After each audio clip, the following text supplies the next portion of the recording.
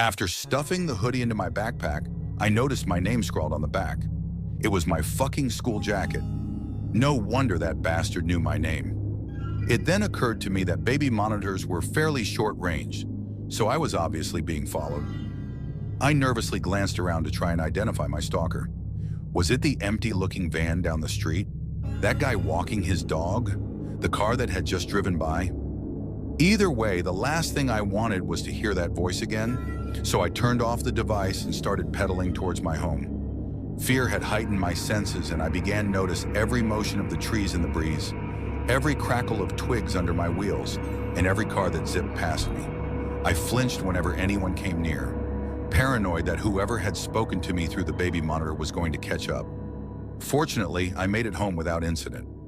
I parked the bike in my garage and crawled up the stairs to my bedroom.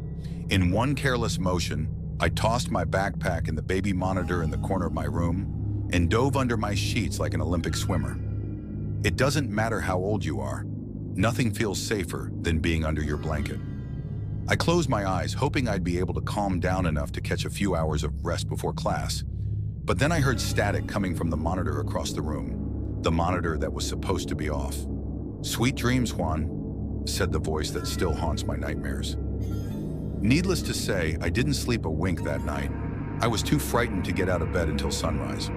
When I got up, my first order of business was to remove the battery from the monitor and throw it in the trash. I didn't want anything to do with it anymore. I came up with an excuse to give my buddies so they wouldn't think I was a huge pussy. With massive bags under my eyes, I got dressed, had breakfast, and went to school.